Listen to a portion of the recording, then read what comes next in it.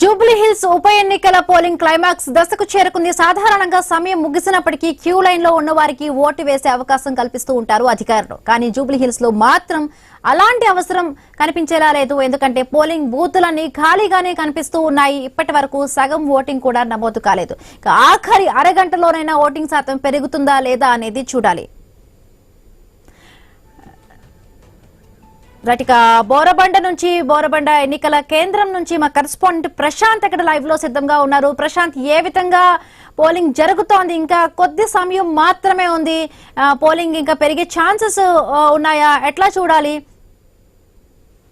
మీరు అన్నట్టుగానే ఇక పోలింగ్ సరళి ఉదయం నుంచి కూడా మందకొండగానే కొనసాగింది. దాదాపు 9 గంటల నుండి 11 మధ్యలో పూర్తిగా తమ ఓటు హక్కును వినియోగించుకోవడానికి ఓటర్లు బారులు తీరారు. తర్వాత పూర్తిగా ఎక్కడికక్కడ ఓటర్లు ఒకరు ఇద్దరుగా వచ్చిన నేపథ్యం కనబడ్డది. మధ్యాహ్నం పూర్తిగా మరి ఒక్కసారిగా ఇక సాయంత్రం 4 గంటల అనుకున్న నేపథ్యంలో ఒక్కసారిగా వారు ఎవరు కూడా రాలేని పరిస్థితి కనబడుతుంది. వారు కొంత పూర్తిగా లీవ్ తీసుకుంటున్న పరిస్థితి కనబడతా ఉంది. మొత్తానికి మనం ప్రస్తుతం బోరబండ డివిజన్ కి సంబంధించి అంటే రేవంత్ నగర్ డివిజన్ లో 106, 105, 107కి సంబంధించిన డివిజన్ లో ఓటు హక్కు వినియోగించుకోవడానికి ఒక రుద్రాలు ఇక మరి కాసేపట్లో ఒక హాఫ్ అన్ అవర్ మిగిలి ఉంది. ఆ హాఫ్ అన్ అవర్ లోనే ఖచ్చితంగా తమ ఓటు హక్కును వినియోగించుకోవడానికి రుద్రాలు వస్తున్న దృశ్యాలు మనం చూస్తా ఉన్నాం. ఖచ్చితంగా నా ఓటు హక్కును వినియోగించుకోవాలి అనేది కూడా రుద్రాలు ఈ వచ్చిన పరిస్థితి. కానీ చాలా మంది ఇప్పటికీ గత ఎన్నికలలో చూసాము 47%, 45% మాత్రమే ఉన్న ఈ యొక్క పోలింగ్ సరళి ఇప్పుడు కూడా అదే పరిస్థితి కొనసాగుతుంది. ఇంకొక హాఫ్ అన్ అవర్ ఉంది.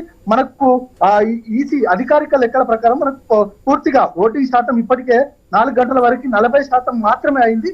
కానీ ఇప్పుడు ప్రస్తుతం ప్రతి గంటకు ఒక 5% పెరిగినా కూడా 50% లోపే అవుతుంది అనేది కూడా ఇక అంచనా వేస్తా ఉన్నారు. మొత్తానికైతే ఎప్పుడు కూడా హైదరాబాద్ లో ఉన్న ఓటర్లంతా కూడా చైతన్యవంతులైనప్పటికీ కూడా ఓటు వేసే ప్రక్రియకు వచ్చేసరికి మాత్రం ప్రధానంగా ఓటు వినియోగించుకోవడంలో చాలా జాప్యాలు చేస్తున్న నేపథ్యం. దీనిలో అనేక కారణాలు ఉండవచ్చు చెప్పొచ్చు. ఎందుకంటే ప్రధానంగా కొంతమంది సెటిలర్స్ ఉంటారు.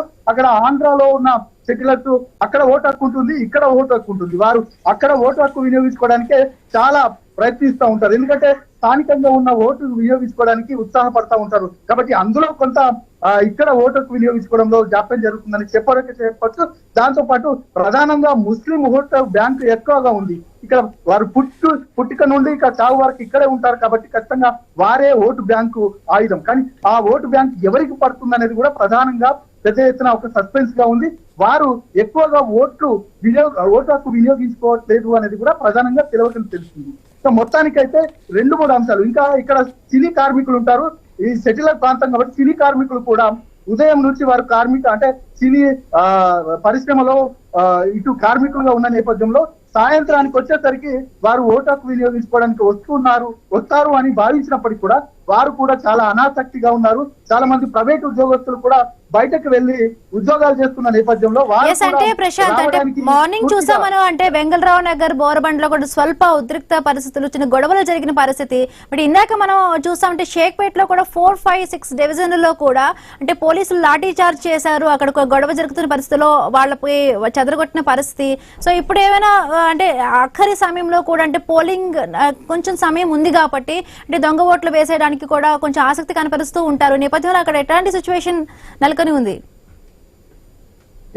మీరు అన్నట్టుగా చివరి అరగంట ఉంది నేపథ్యంలో ఖచ్చితంగా దొంగ ఓట్లు పడతాయి. అదే విధంగా ఎవరైతే ఓట్లు వినియోగించుకొని వారు ఉన్నారో వారి పేరున దొంగ ఓట్లతో వస్తారు అనేది కూడా ప్రధానంగా ఇటు ప్రతిపక్ష నేతలు కూడా ఆరోపిస్తున్నారు. వారికి సంబంధించిన కొద్ది ఐడెంటిటీ కార్డులు కూడా చూపిస్తున్న దృశ్యాలు మనం చూస్తా ఉన్నాం. మొత్తానికైతే ఈ అట్లాంటి పరిస్థితులు ఏ విధంగా ఉండకుండా ఉదయం నుంచి కట్టుదిట్టమైన ఏర్పాట్లు పోలీసులు కూడా చేశారు.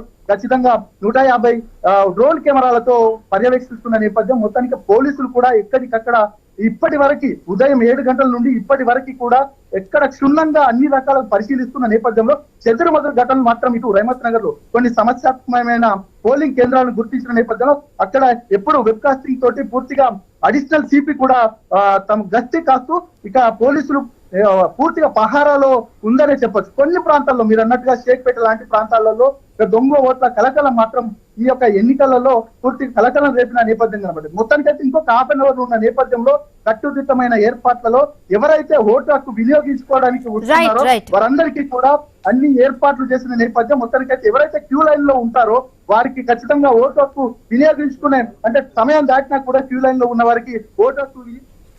Right, thank you Prashant. Right, 5 గంటల సమయం వరకు కూడా 47.16% నమోదైన పరిస్థితి. రైట్, అది బోరబండ డివిజన్ లో వరకు నమోదైన పరిస్థితి, మొత్తంగా నమోదైన పరిస్థితి. రైట్, మనం ఇక వెంగళరావు డివిజన్ కి వెళ్దాం. వెంగళరావు పోలింగ్ కేంద్రం వద్ద మా కరెస్పాండెంట్ ప్రశాంత్ కూడా లైవ్ లో సిద్ధంగా ఉన్నారు. ప్రశాంత్, ఏ విధంగా పోలింగ్ కొనసాగుతుంది? 6 గంటల సమయం దగ్గరకు వచ్చేసింది, ఇంకా కొద్ది నిమిషాలు మాత్రమే ఉన్న పరిస్థితి. సో ఈ 15 నిమిషాలలో కూడా కొంచెం పోలింగ్ శాతం ఎక్కువయ్యే ఛాన్స్ ఉందా? ఎట్లా ఉంది ప్రశాంత్ అక్కడ?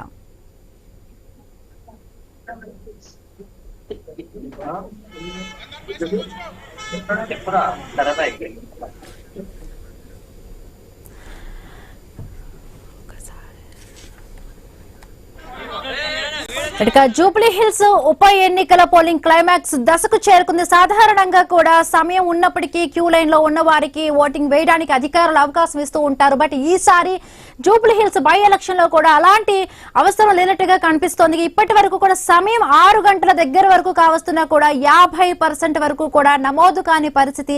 సో ఓటర్స్ అనాసక్తిని చూపిస్తున్న పరిస్థితి, ఓట్లు వేయడానికి రాని పరిస్థితి. సో ఎంత అధికారులు కూడా చైతన్యం కల్పించినా కూడా ఓటర్లో కూడా చైతన్యం రావడం లేదు. రైట్, ఇప్పటి వరకు ఉన్న పోలింగ్ నమోదు ఒకసారి చూసుకుంటే 47.16% వరకు కూడా 5 గంటల వరకు ఉన్న నమోదైన పరిస్థితి. రైట్, వెంగళరావు. రైట్.